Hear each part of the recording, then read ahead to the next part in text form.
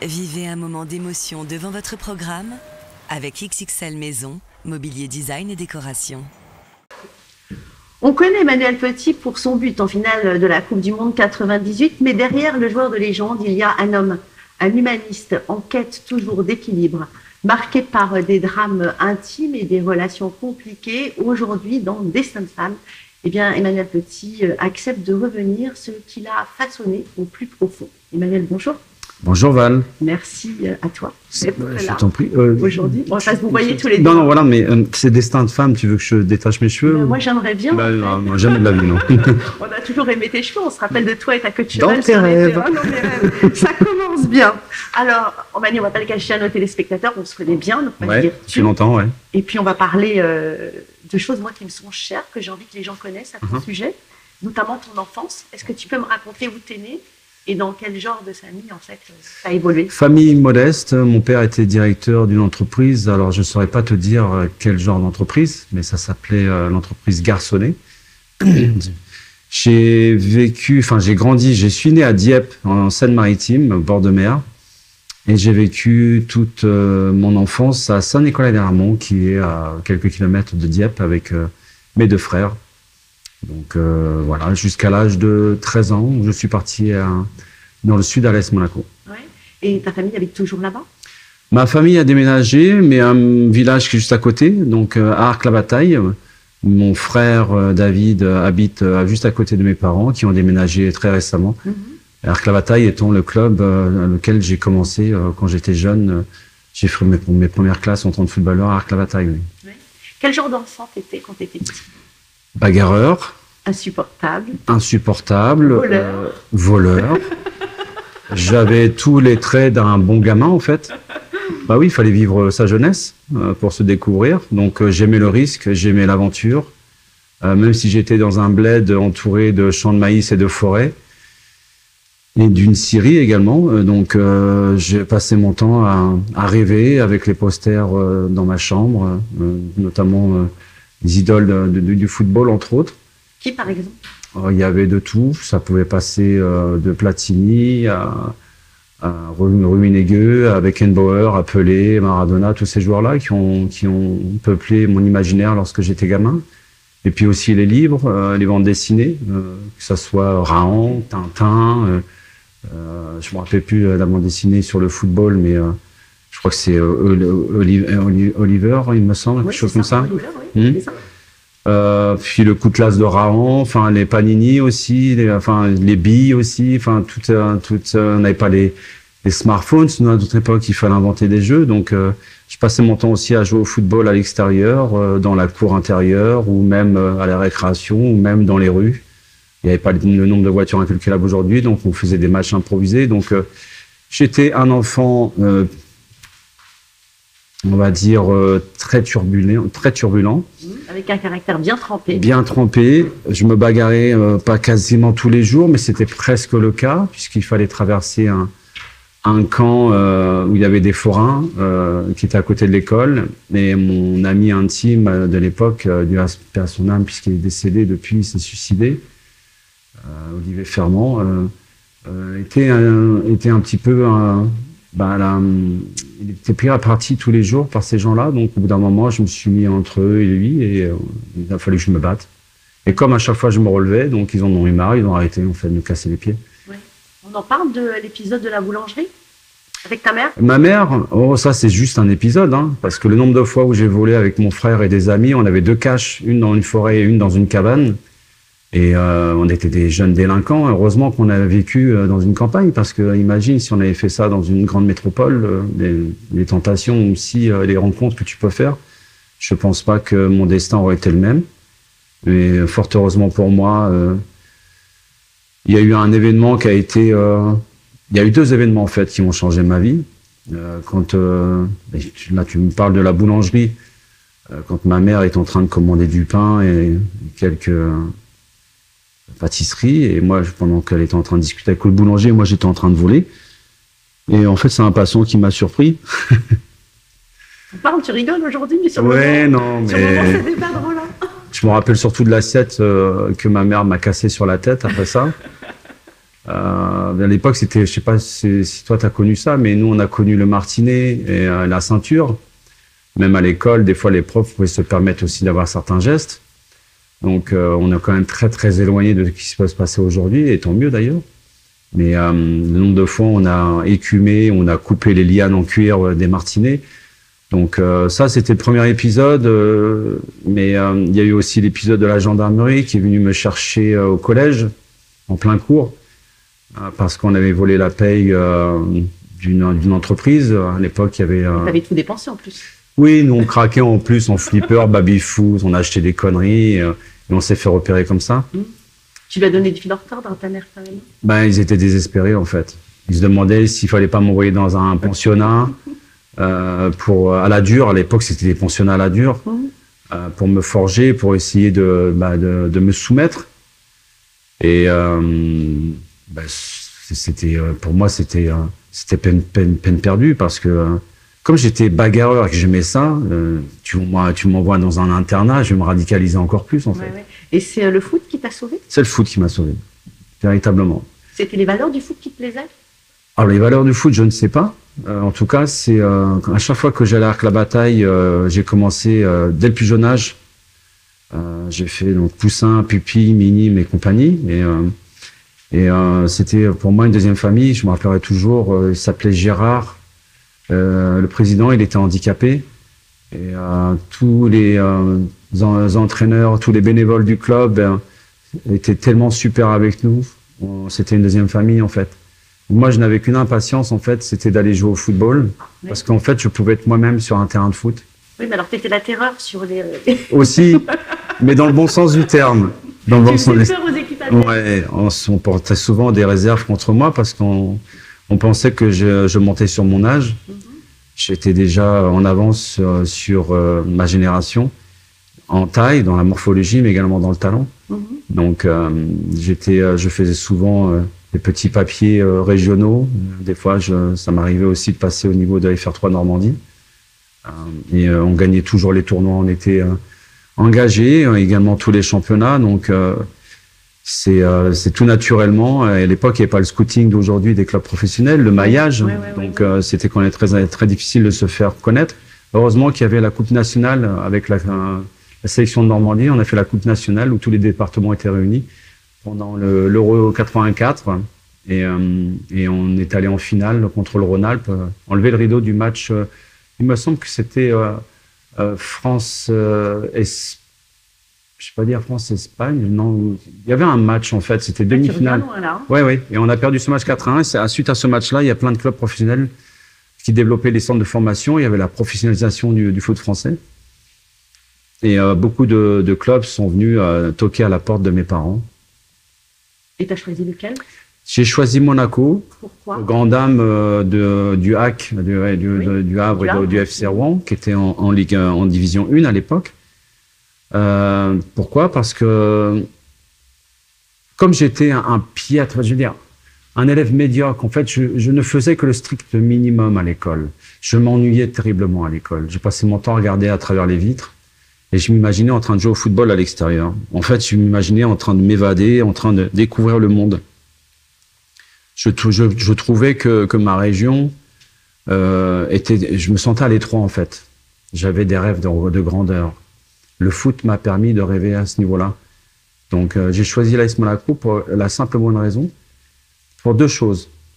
La première, c'était je voulais un éloignement familial radical, me prouver à moi-même que j'étais capable de couper le cordon familial parce que j'avais fait un test à 50 km de chez moi dans un sport-études et ça avait été un échec. Au bout de quelques semaines, je suis rentré parce que ma famille me manquait cruellement et je pleurais souvent et je me battais également là-bas au collège. Et c'était la première raison. La deuxième raison, qui était à mon sens encore plus importante que la première, c'est qu'au sein du club, il y avait le plus grand formateur du foot français à l'époque, qui était Monsieur Pierre Tournier, qui arrivait de Sochaux et qui avait sorti la génération des Stopira, Gengini, compagnie, enfin que des grands joueurs. Et je voulais mettre les meilleures garanties de mon côté. Et lui, Monsieur Tournier, il avait l'image, je sais pas si tu te rappelles du film Rocky, de Mickey, l'entraîneur. Oui, c'est ça. C'est pareil. la gouaille, la personnalité, le caractère, il va te rentrer dedans, il va te violer intellectuellement, psychologiquement. Mais pour tirer la quintessence de l'individu, et c'est ce qu'il a fait. Le nombre de fois j'ai voulu l'emplâtrer, t'as même pas d'idée. Ouais. Mais cette envie de réussir, tu l'as eu toujours en fait. Dès le plus jeune la âge. rage. La rage. Et mon père dit, alors j'ai pas de mémoire là-dessus, mais il me dit dès le plus jeune âge, tu avais ce côté bagarreur, cette envie de gagner. Tu avais la détestation de la défaite. Tu pleurais après chaque défaite. Alors, quand tes coéquipiers rigolaient, toi tu pleurais, tu te mets dans un coin et tu pleurais, c'était viscéral, il fallait pas me parler. Alors en professionnel, c'était pareil.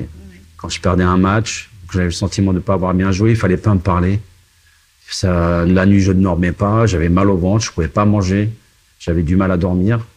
Donc mon père me raconte un exemple, c'est quand j'avais 3-4 ans et que j'avais un petit vélo à 4 roues, tu sais, et qu'un de mes oncles s'était amusé à dire quelque chose. En fait, il me chambrait, il disait ouais, ton père il est nul, ton père ci, ton père ça. Et moi en fait, tellement j'étais énervé, je rentrais avec le vélo dans les jardinières, et je cassais les jardinières en fait. Et je le regardais, j'ai fait non, c'est pas vrai, mon père il est top, mon père c'est le meilleur. Et je le regardais mais avec un regard à 4 ans, si j'étais plus grand, je pense que j'aurais mis une tarte.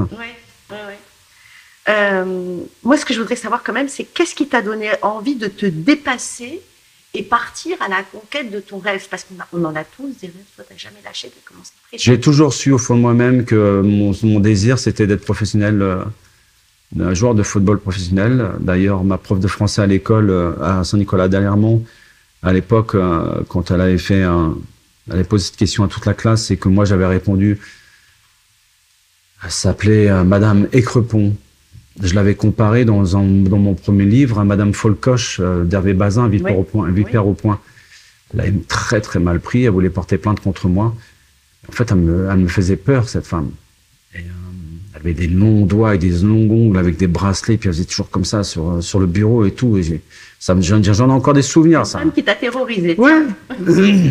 Et je lui avais dit, avec beaucoup d'aplomb, je lui ai dit, moi, je veux être joueur professionnel, je veux jouer pour mon pays. Et elle s'était mise à rigoler devant tout le monde. Elle s'était moquée de moi en disant mais je suis joueur professionnel, joueur de foot, c'est pas un métier ça. Il y avait un dédain en fait dans sa voix. Et au fond de moi, dès mon plus jeune âge, dès que j'ai tapé dans un ballon, j'étais tellement passionné par le foot et j'étais tellement bon que je voyais le football se développer également à tous les niveaux, d'un point de vue structurel à travers la France. Et on en parlait de plus en plus dans les médias. Des joueurs devenaient de plus en plus des icônes. Platini, avant Fontaine et compagnie, au niveau des médias, ça a été explosif. Et moi, c'était mon but, mon objectif. Donc, il n'y a rien qui pouvait m'empêcher de devenir professionnel. Rien. Oui. C'était quelque chose que tu avais construit depuis longtemps, en tout cas, ce rêve-là, et que tu n'as jamais lâché, cette inaccessible étoile, d'ailleurs, que tu es parti chercher. Et j'aimerais qu'on parle de cet épisode quand tu as perdu ton frère. Et ça a complètement bouleversé ta vie. Et je voudrais que tu me racontes cet événement, ce qui s'est passé, quel âge il avait, comment tu l'as appris.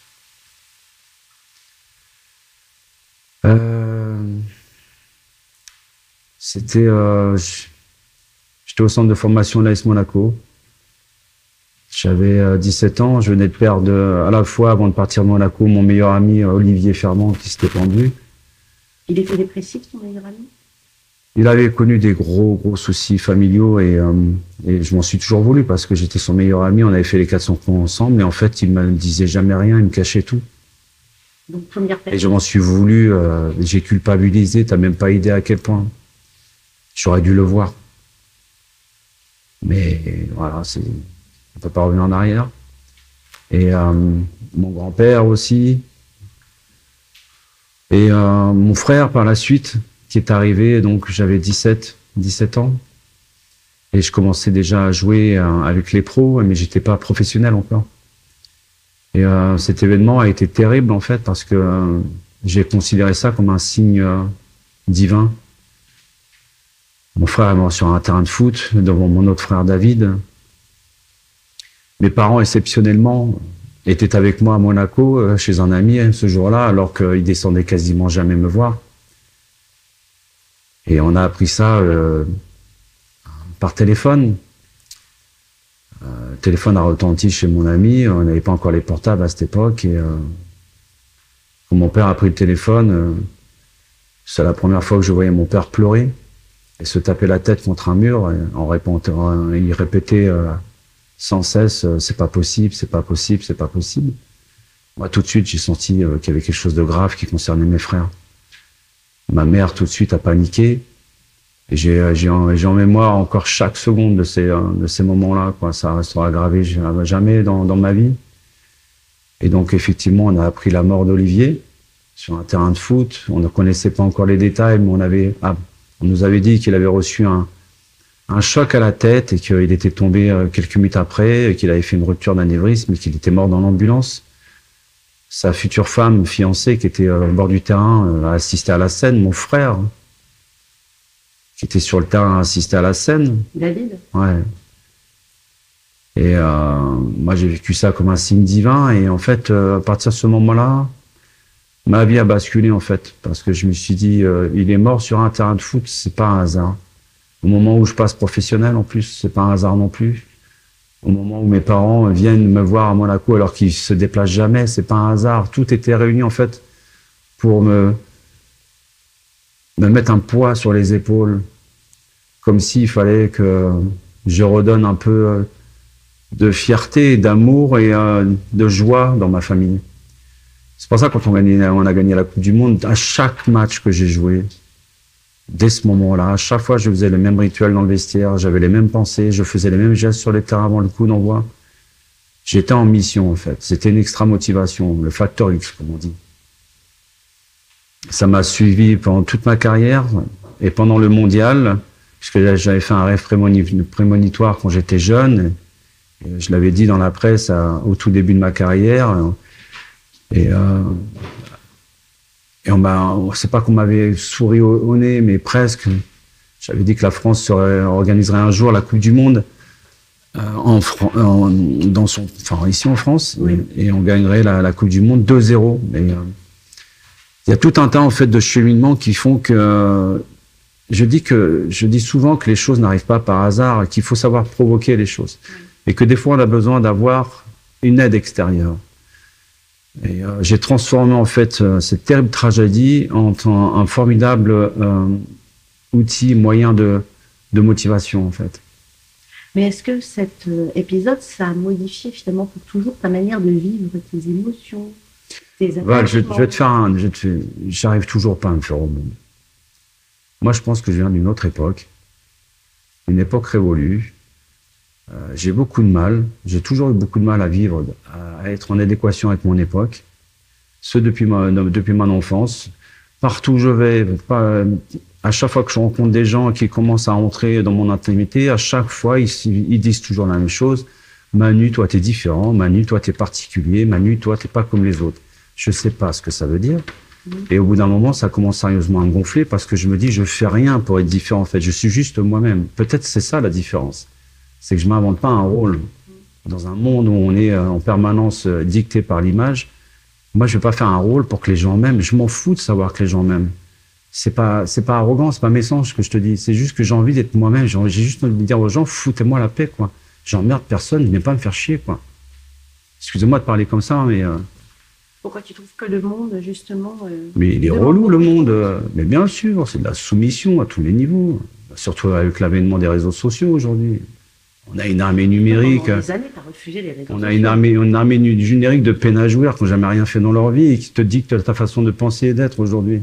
Non mais excusez-moi, sors de ton anonymat, lâche ton téléphone, ton clavier et fais quelque chose de ta vie. Et aujourd'hui, c'est vrai que tes réseaux sociaux sont bien gérés par Asma, ta compagne. Et justement, j'en arrive à l'amour. Ça a été long de trouver l'amour? J'ai aimé beaucoup de femmes. Et il y en a beaucoup qui t'ont aimé aussi. Alors, ça va peut-être pas plaire à Asma, mais je veux dire, je ne peux pas détester une personne que j'ai aimée. J'ai eu des séparations plus difficiles que d'autres, mais les personnes qui ont partagé ma vie resteront toujours dans mon cœur, quoi qu'il arrive. Oui, surtout celle avec qui tu as eu des enfants. Entre autres, mais ma première épouse également, je veux dire, j'ai toujours eu... c'est parce que je ne suis plus avec elle que je ne leur souhaite pas le bonheur. Au contraire, elles savent que je serai toujours là si elles demandent mon aide. Je veux dire, je sais pas parce que je suis plus avec ces personnes que je tourne les talons et que voilà, c'est terminé. Non, je fonctionne pas comme ça. Moi. On parlait de valeurs tout à l'heure. Je sais pas si c'est des valeurs. Je pense que c'est de l'humanité en fait. Je veux dire, à moins qu'on se quitte vraiment de façon traumatisante et c'est un déchirement et qu'il y a des coups bas et que ça se passe très très mal. Mais si c'est pas le cas, je veux dire, c'est la vie en fait. Alors bon, je vais reposer la question autrement. Est-ce que tu as mis longtemps à trouver l'amour qui finalement t'apportait la sérénité, t'apportait l'équilibre, t'apportait le bonheur? L'amour m'a permis, une certaine mesure, toutes les femmes m'ont permis justement de me construire, de me découvrir, de m'amener aussi à un autre Manu en permanence. Le Manu quand j'avais 20 ans n'est pas le Manu quand j'avais 30 ans, à 40 ans, à 50 ans. Et j'espère que le Manu, aujourd'hui j'ai bientôt 55 ans, ne sera pas le même à 60 ans. J'espère évoluer. Il y a des femmes qui t'ont marqué plus que d'autres? Il y a des femmes qui me marquent plus que d'autres, effectivement. Il y a des rencontres dans ma vie qui m'ont marqué plus que d'autres également. Oui. Elles m'ont beaucoup apporté. Elles ont forgé l'homme que je suis. Pas simplement dans ce que je peux faire, mais aussi intérieurement, dans mes sentiments, dans ma façon de penser, dans l'approche aussi avec les autres. Elles m'ont nourri à ce niveau-là. Elles m'ont beaucoup apporté. Je me suis souvent appuyé sur les femmes pour être ce que je suis aujourd'hui. Alors j'aimerais aussi qu'on parle de ton rôle de père. Tu as 3 filles. Elles aussi, elles t'ont aidé à être un nouveau Manu? Alors j'ai du mal à parler de ça, parce qu'à chaque fois que je parle de ça, Non, mais en général. Ça me vaut des problèmes. Donc, En général, le fait d'être père, je voulais avoir 5 enfants. d'être en Je voulais être le docteur March du football. Mais je m'aperçois que... 3, c'est déjà suffisant. Ouais, c'est beaucoup de 3 boulot. filles en plus. 3 filles, bah, tant mieux. Non, c'est beaucoup de boulot, c'est beaucoup de responsabilités. Et puis dans le monde dans lequel on est aujourd'hui, je peux comprendre la nouvelle génération qui a du mal justement à se projeter par rapport à l'avenir extrêmement complexe. T'aimes être père, t'aimes ce rôle de père, t'aimes transmettre? Alors, je suis un père à la fois distant, mais également proche. Donc, je suis pas le père qui est derrière, sur le dos des enfants en disant « je veux que tu fasses ci, je veux que tu fasses ça, il faut que tu fasses ci à l'école ». Non. Moi, je leur donne un cadre. Elles ont une liberté totale. C'est ce que moi, j'ai eu quand j'étais enfant. Je trouve que la meilleure façon, justement, d'émanciper un enfant, c'est de lui donner un cadre dans lequel tu lui donnes une totale liberté. T'es présent quand même, elles viennent chez toi le week-end. Oui, je les vois je les vois toutes les semaines. Ouais. Ben, elles sont grandes, elles savent que je les adore. J'espère, enfin, je pense, et c'est même pas que je pense, j'en suis convaincu, qu'elles m'aiment énormément également. Elles savent que je serai toujours là, quoi qu'il arrive. Tu leur prépares des petits repas. Je me couperai un bras pour elles. Waouh. Je dis toujours que je me sacrifie toujours pour elles. Elles en rigolent des fois. Mais c'est la vérité. C'est pour ça d'ailleurs que je veux pas être joueur de foot. Je veux pas, pardon. Deuxième lapsus révélateur. Je veux pas être entraîneur parce que entraîneur c'est une machine à laver, c'est 7 jours sur 7 jours sur 7, 12 mois dans l'année. Non merci, non. J'adore le football, mais la vie pour moi est plus importante. Bon, avec tout ce que tu as traversé, qu'est-ce que ça représente l'amour pour toi aujourd'hui? Vivre sans amour, c'est une vie qui vaut pas la peine de vivre. C'est peut-être pour ça aussi qu'à un moment donné, je suis parti aussi. Lors des unions que j'ai eues avec mes différentes femmes, compagnes. Que j'ai connues, là. Certaines. Oui. Je suis parti. Alors c'est toujours moi qui suis parti. Ça, c'est pas. Je m'en vante pas. Hein. Parce qu'à un moment donné, j'arrivais plus à trouver justement ce que je recherchais. Il n'y avait plus un équilibre que je recherchais. Pour moi, dans un couple, il faut qu'il y ait un équilibre. C'est comme le yin et le yang. Il faut que ça soit 50-50. Oui, parce que moi, j'ai l'impression, si tu veux, que maintenant, tu aimes avec plus de prudence, mais avec beaucoup plus d'authenticité. C'est ce que je ressens. Je sais pas. Je prends... Disons que je me suis découvert aussi d'autres facettes de ma personnalité. Bah, disons que je suis peut-être moins exigeant envers les femmes. T'attendais beaucoup? Ouais. Oui, parce que je suis quelqu'un qui donne beaucoup. T'attendais sur quel conduit? À tous les niveaux. L'amour inconditionnel, tu veux dire? l'attention, de l'affection, de l'amour, de la tendresse, de la compréhension, du support, de l'encouragement. Je pense qu'un homme attend ces choses-là d'une femme, et en retour, la femme attend aussi la même chose d'un homme. L'honnêteté aussi, la droiture, chose que à la fin de mes relations, je n'ai plus eu avec mes différentes compagnes, et à chaque fois, j'étais confronté à la réalité, donc il fallait être honnête avec les femmes. C'est-à-dire, tromper quelqu'un, son conjoint, c'est à la portée de n'importe qui. Après, c'est à toi de décider si tu veux rester et vivre dans le mensonge ou affronter la réalité avec les conséquences que ça peut avoir. Et puis la douleur que tu peux La douleur, surtout quand il y a des enfants. Je sais que dans un monde où il y a beaucoup de gens qui vivent toujours ensemble, qui se mentent à eux-mêmes. Oui. Donc pour toi, la fidélité, c'est très important. Ben, c'est très important, sauf que j'ai toujours été infidèle. À un certain moment donné. Quand je suis heureux, je ne suis pas infidèle. Tu peux même mettre les plus belles femmes au monde autour de moi, me rester comme dans un loft pendant 6 mois si tu veux. Tu bouges pas. Il ne se passera rien de rien. Aujourd'hui, tu es heureux? Même dans un ascenseur, hein, je veux dire, il ne se passera rien du tout. Même si elle me fait toutes les avances qu'elle veut, si elle se transforme... Imagine la femme rêvée avec la tête de je sais pas qui, le corps, les seins et les hanches. Tu bouges pas. Non. Et aujourd'hui, tu es heureux? Je suis bien. Donc aujourd'hui, tu bouges pas. Bah non, je bouge pas. Tu as changé un peu. De toute façon, si je devais bouger, je te rassure tout de suite. Hein. Tu partirais? Déjà, je le dirais. Mmh. Je serais très honnête. Mmh. Je le ferai pas dans le dos. Je le dirais. Voilà, ça va pas. Avant de faire le con. Hein. Je vais voir la personne, je dis ça va pas, je suis pas bien, je me sens pas bien pour telle raison. Une communication qu'il doit y avoir. On peut régler les problèmes à deux, tu vois. Si je vois que les choses ne changent pas au bout d'un certain temps, ben voilà. Quoi. Les femmes dans le football, t'en penses quoi? Parce que c'est quand même, à l'époque, c'était quand même très masculin. Il y a de plus en plus de femmes. Est-ce que tu penses qu'elles s'épanouissent? Les joueuses, tu veux dire? Les joueuses, les commentatrices, les journalistes.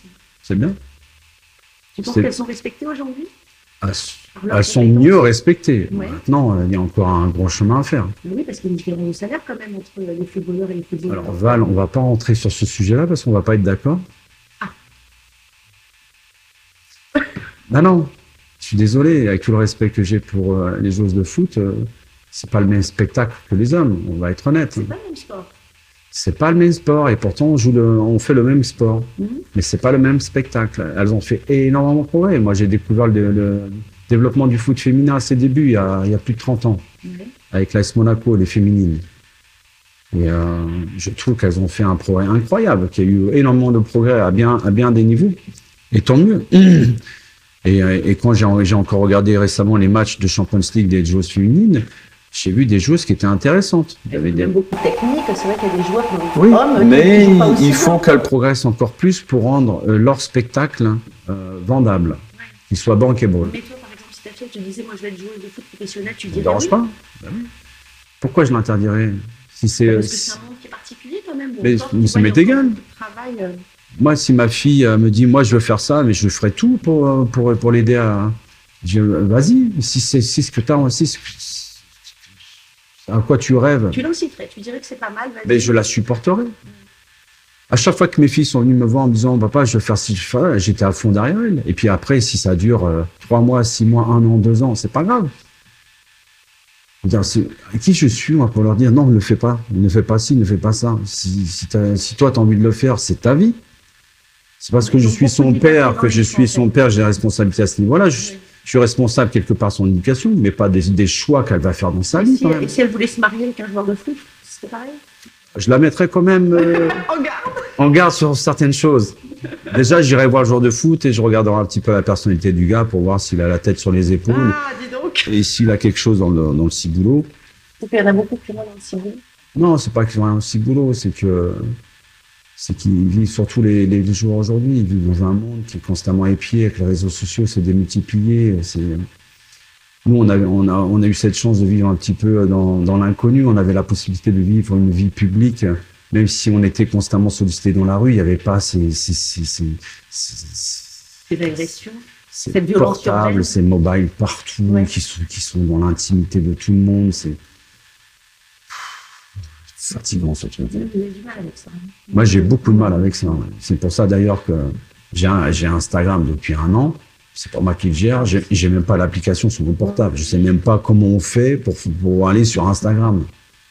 Alors, mes filles vont certainement rigoler si jamais elles voient le truc, ou les jeunes vont certainement rigoler.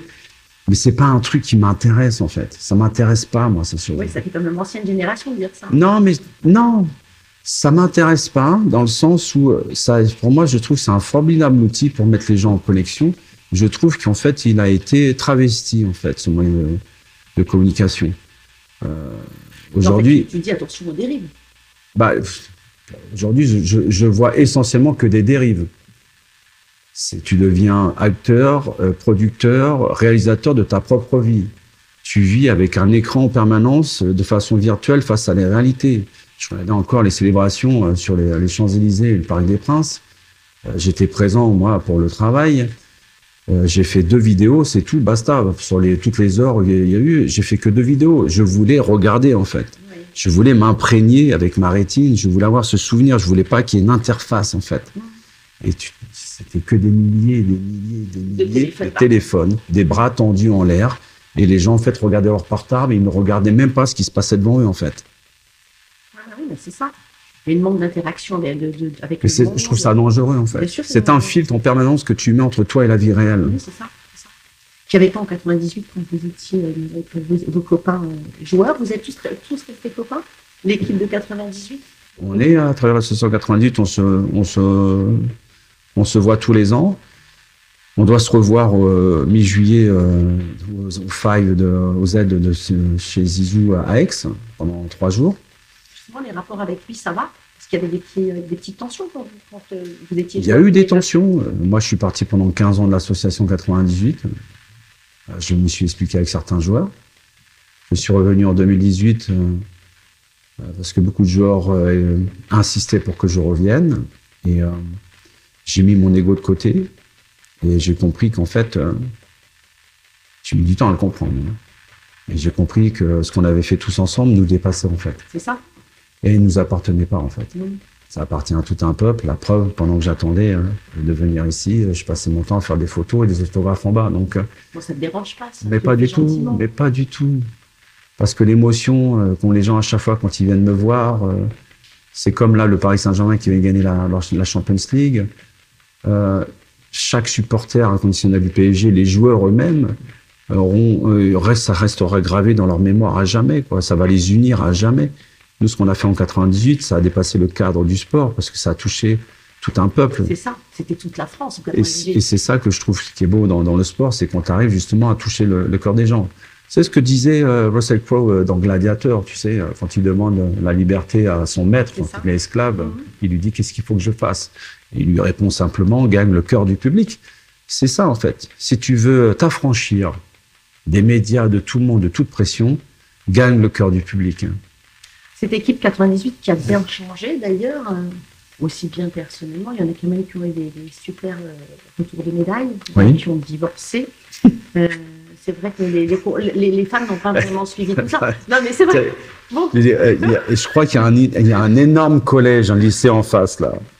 Si tu vas dans toutes les classes, tu leur demandes, je peux vous poser une question à tous les élèves, qui a toujours les mêmes parents? C'est des femmes de joueurs de foot, pardon. Non, mais c'est la société dans laquelle on vit aujourd'hui. Oui, c'est que des familles recomposées partout. Oui, non, mais je te dis pas ça, mais je te dis que être femme de joueur de foot, c'est un métier à part entière quand même. J'aimerais qu'aujourd'hui on en parle. Footballer wives. Footballer wives. Ah oui. Bah, surtout maintenant avec l'avènement des réseaux sociaux, il y en a même certaines qui sont influenceuses. Donc, Mais comment t'expliques qu'il y ait des mauvais choix comme ça de votre part, des joueurs, et que vous soyez partis comme ça Val, il faut que tu comprennes une chose, c'est que quand tu quittes un centre de formation, le conseil qu'on te donne à chaque fois, c'est casse-toi rapidement avec une femme. Pourquoi? Fonde une famille, bah oui, pour avoir une hygiène. Pour avoir une hygiène, avoir une rigueur, avoir un professionnalisme. Donc en fait, tu te mariais vite, tu avais une vie de famille vite, mais c'était pas, tu savais vraiment pas si c'était la femme qui te correspondait, quoi. Combien de fois t'es tombée amoureuse dans ta vie? Ah non, mais c'est pas moi qui suis interviewée. Bah ouais, non, mais je veux dire, la vie serait quand même triste ou nette. Alors, je trouve ça, j'ai un énorme respect et je trouve ça fascinant, des gens qui restent ensemble toute leur vie. C'est vrai que c'est beau. Mais je comme trouve nos ça, parents. En fait. Mes parents, voilà. ils viennent de l'époque de l'après-guerre ou de l'avant-guerre. Ils n'avaient pas le Minitel, ils n'avaient pas de téléphone, ils n'avaient pas Internet, et ils voyageaient pas, il n'y avait pas l'avion. Je veux dire, comme tu disais, une femme, tu peux la rencontrer dans l'ascenseur, tu peux même la rencontrer au boulot, tu n'as pas besoin de partir pour céder une tentation. Non, mais je pense que peut-être avant, ils dans le silence des agneaux, rappelle-toi ce que dit, comment s'appelle, Jodie Foster, dit, le serial killer, en fait, il ne convoite que ce qu'il ne voit en permanence. Quand tu habitais dans la campagne à l'époque de nos parents, tu vois des vaches et des forêts, tu convoites quoi? Ça va un peu vite. Non, ça va pas un peu vite. Aujourd'hui, avec les réseaux sociaux, aujourd'hui, avec les grandes villes, la faculté de bouger, les mutations en permanence dans ta vie fait que tu rencontres un tas de gens en permanence. Donc, les tentations sont... Tu as juste à tourner la tête, il y en a partout des tentations.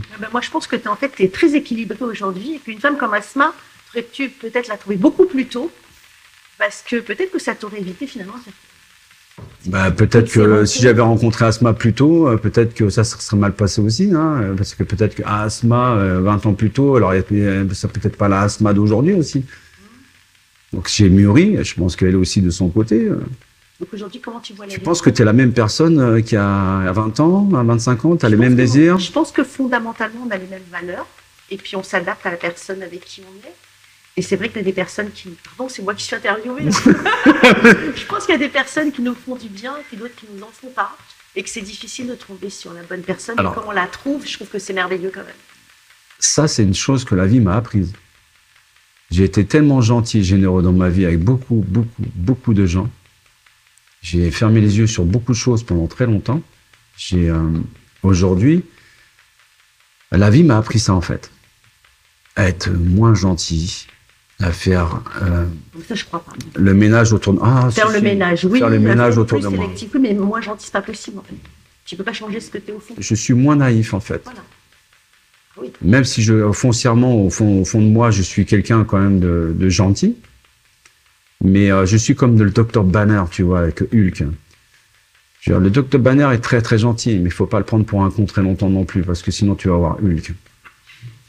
Moi, j'aimerais bien voir Hulk. J'aurais pas peur de toi, je t'assure que j'aurais pas peur de toi. Tu devrais, parce que quand je me transforme en Hulk, les rares personnes qui m'ont vu m'ont dit « Oh Manu, ouais. T'as pas la même tête. » Ouais.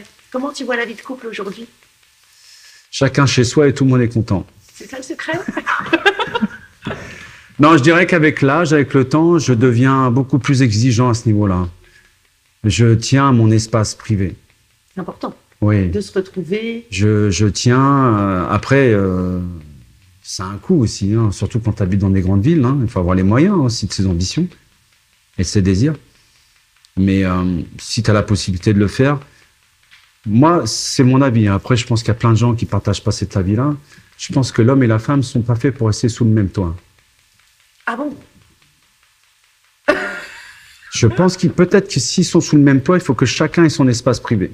Non, mais comme vous faites vous, c'est bien. Dans 2 immeubles à côté. Oui, ça, mais ça va. c'est pour ça que je te dis, il faut avoir les moyens de ses désirs. Parce que être constamment ensemble, partager la même intimité, au bout d'un moment, il y a des problèmes. Il faut que la femme ait son intimité, que l'homme ait son intimité, que c'est un petit peu son jardin secret. Et ça peut être sous le même toit, il n'y a pas de souci. Mais si tu partages tout constamment, la chambre, la salle de bain, les machins, tout ça, au bout d'un moment, c'est chiant. Quoi. On se lasse. Hein. Ouais, c'est fatigant. Il faut se retrouver pour les bons moments, quoi, tu vois. Il faut garder son garder petit jardin secret, tu vois. T'es pas obligé de tout dire et tout partager avec la personne que tu vis, quoi. Je veux dire, c'est pas pour autant que tu vas faire des bêtises ou tu vas lui manquer de respect.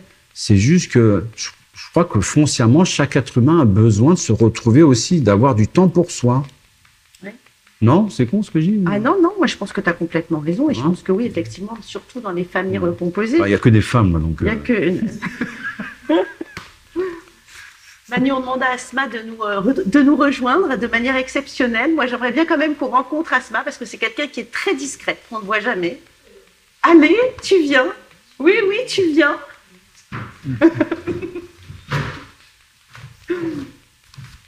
Oh là là là là. Ouais, je me pousse parce qu'elle prend beaucoup de place. Hein. Voilà. Merci Asma d'être venue. Moi, ce que je voulais, c'est finir cette émission avec un Manu Petit que je connais depuis longtemps, comme tu le sais, que je vois depuis quelques années amoureux. La baisse, de là. Et je trouve que c'est merveilleux, en fait, de trouver sa moitié. Et bon, c'est pas une demande en mariage de la part de Manu pour toi, parce qu'il m'a pas encore permis de le faire. Mais Ah en tous non, les cas, non, mais, je vous souhaite en tous les cas d'avoir une belle histoire, vous le méritez. Merci. C'est gentil. Et puis pour ceux qui ne connaissent pas Asma, ben là voilà, elle est souvent cachée, mais c'est vrai que Manu a trouvé son équilibre grâce à elle, t'es d'accord? Un boulet. Allez, c'est fini. Merci beaucoup pour cet entretien qui n'était pas du tout conventionnel. On savait que ça allait être ça ensemble. De l'enfant timide, et ben, je trouve que tu as vraiment trouvé cette paix intérieure. Et tu nous rappelles finalement que les plus grandes victoires ne se gagnent pas toujours sur un terrain de football, mais aussi dans la vie. Merci pour votre confiance à tous les deux. Merci Val. Et merci pour vos confidences. À bientôt. Merci. C'était votre programme avec XXL Maison, mobilier design et décoration.